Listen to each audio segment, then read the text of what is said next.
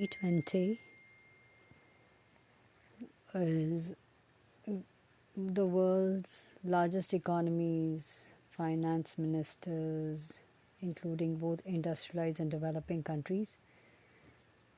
It was founded in 1999 in response to several world economic crises.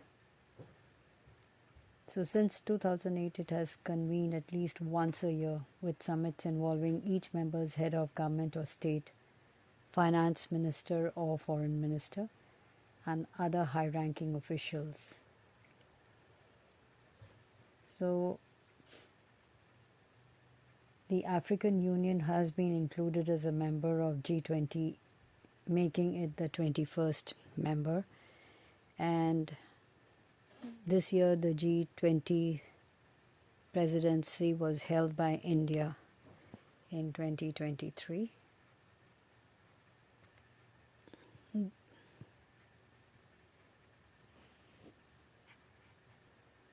For a given year, every member nation gets a chair. This year it was India. So each year a different G20 member country assumes the presidency starting from 1st December till 30th November of the next year. And this has been placed since 2010. And there are these groupings of 5. And to ensure continuity, the presidency is supported by a troika, which means it is made up of the current, the immediate past, and the next host countries. And the G20 operates without a permanent secretariat. So there's this table that lists the nations' groupings. And G20 operates without a permanent secretariat or staff. The group's chair rotates annually among the members and is selected from a different regional grouping of countries. So, of course, the incumbent chair establishes a temporary secretariat for the duration of its term, which coordinates the group's work and organizes its meeting. So, in India, as pointed out, as of 2023, now there are 21 members in the group.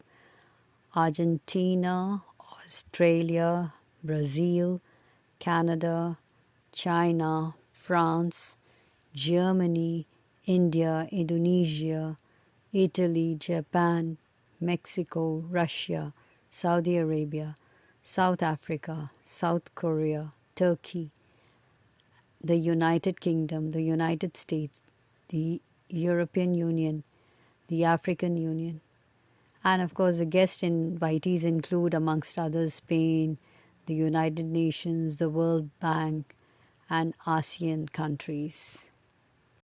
So recognize the flags: Argentina, Australia, Brazil, Canada, China, France, Germany, Indonesia, Italy, Japan, Mexico, Russia, Saudi Arabia, South Africa, South Korea, Turkey, United Kingdom, African Union, European Union. So when you talk about the agenda, the initial G20 agenda is much focused on the sustainability of sovereign debt and global financial stability.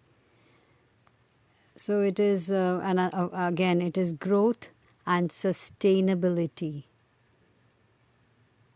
So, and of course there are some interrelated themes. Interconnected nature of issues facing G20 countries,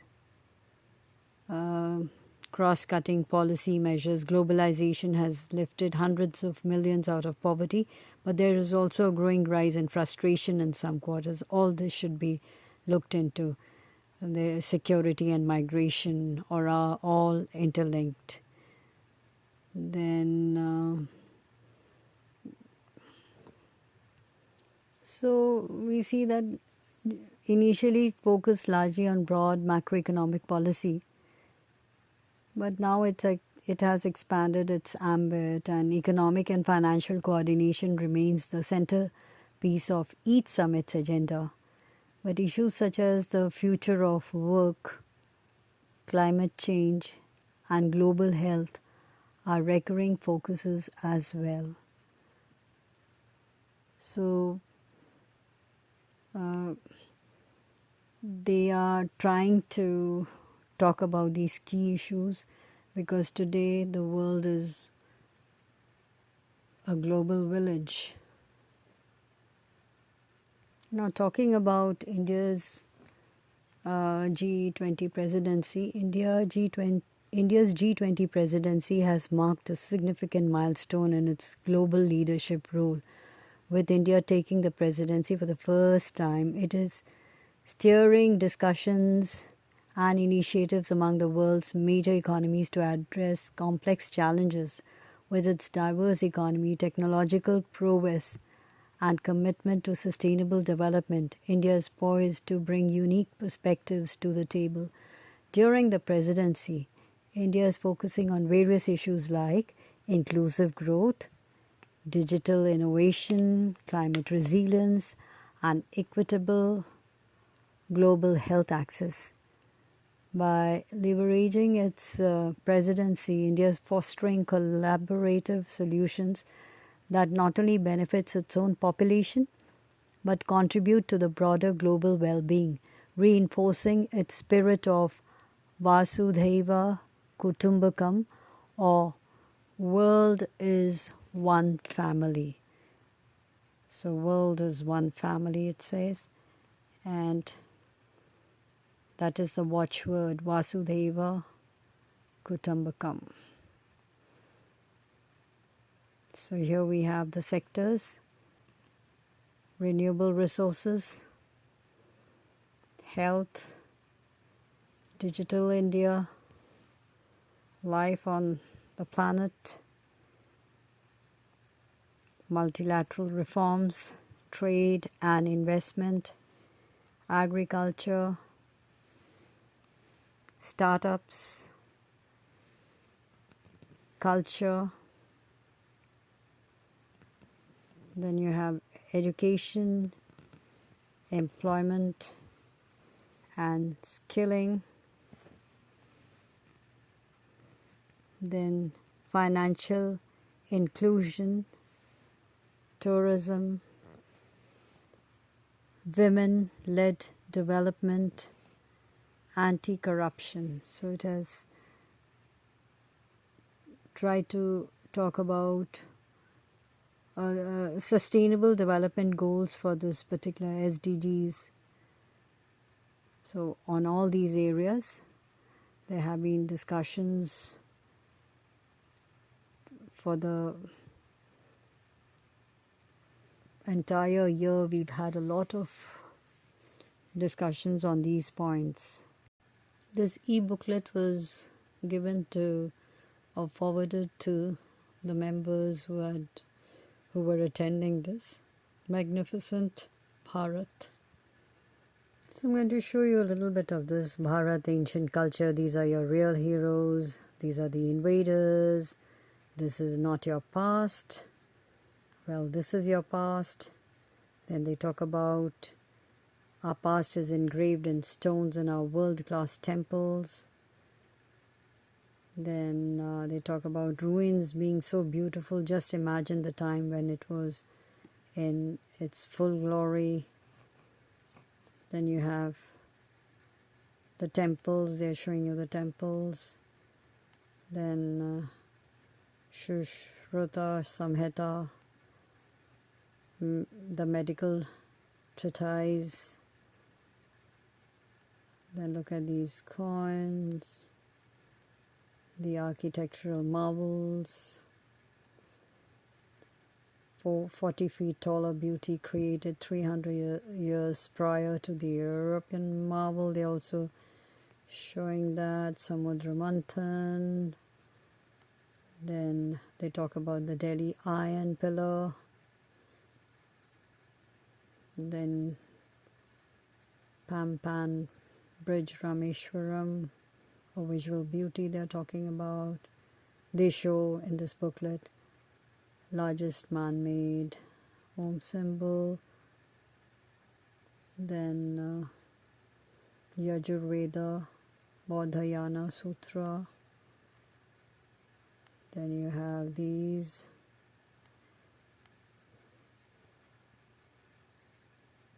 the scientists, Indian scientists, then you have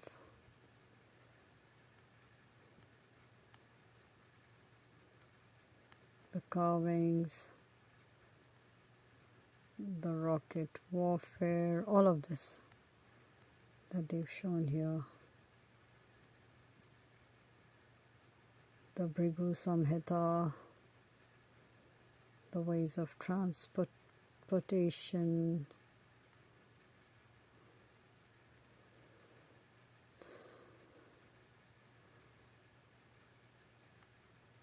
so if you have a chance you should go through all this. And then you have the musical pillar in Tamil Nadu, Indian telescope, Indus Valley civilization,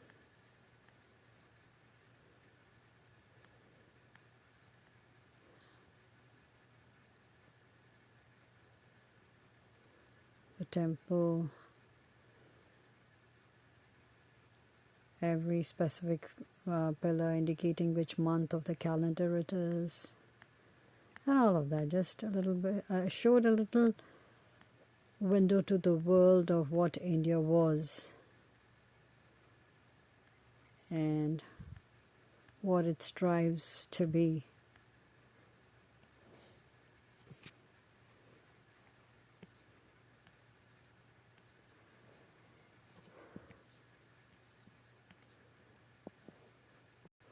The noteworthy thing about this G20 2023 and India's presidency was that they made it a national event. Today, almost as we have never seen before. And there have been meetings before, but the way they brought about the whole, so many meetings and so very well represented in the press, and the amount of facelift that was done for the tourist places is something which is so remarkable. It was so good. 200 meetings over the year in 58 cities, showcasing India's culture. As I just showed you the booklet, they were taken to places, they were shown India's the way it is, and India was spruced up. It was as if, like, when somebody comes to our place, guess how we clean our houses and we decorate it. That sort of feeling you got. Like, the feeling was that as though so many guests are coming from all over the world, and we have to put on our best foot forward, sort of. So that was very interesting to me, at least. It was really like a people's G20, as though the people of India were involved in it. And that's what made it so. I mean, of course, we will now look forward to knowing what happens in the next, the other host country which takes over from now. Tell me which it is. Which is the host now, the new host. So find out, or you already must be knowing who's now the new host of the G20. The University Connect program and so many other programs were there that made even students aware of what it is, what G20 is all about. So that way the message of G20 was conveyed to the entire people at large in India. As you can see, of course, the world too saw India through a new lens, I'm sure. It was like a yearly celebration, not a yearly, a celebration over the months for a year. It was that kind of celebration and that kind of awareness that has been built up there. And I would like you to go through. I just came across Mr. Shashi Tharoor's comments on G20 as remarkable, calling it a remarkable event. And absolutely, I agree, because even when I speak to students, or even if I speak to others, even ladies and the other in general, everybody knows that, oh, there's G20, because there are posters all along, everywhere. I mean, you just have to see. And Vasudhaiva Kutumbakam has got into our psyche. People, youngsters, small kids, they say, they sort of mouth those words, and they sound so cute, and I hope they take it in their psyche too. So that's G20 for us. The social media, the YouTube was full of this, like golden smiles in the golden city, G20 delegates in Amritsar, as you can see it here. So we have this G20 summit in Jammu and Kashmir, mesmerized. G20 delegates mesmerized by Srinagar's beauty. So we've had this G20, New Delhi turns into a fortress. And look at the preparations in full swing as shown, and all of that. So we see that at the G20 summit, under the theme of One Earth, One Family, One Future, important issues such as food security, climate and energy, development, health and digitalization, all of these were discussed. And G20 today is very important because together the nations of G20 account for around 80% of global economic output, nearly 75% of global exports, and about 60% of the world's population. So let's hope that the logo One Earth, or the watchwords One Earth, One Family and One Future is there for all of us the world over. Thank you. Actually, there's so much to it. You must go through it. You must read. And with this G20, many of us have been educated as to why it is so important to have these international organizations, because in this world of globalization, the world truly is a village, a global village, and we can't do without each other. And we have to coexist peacefully. So with that...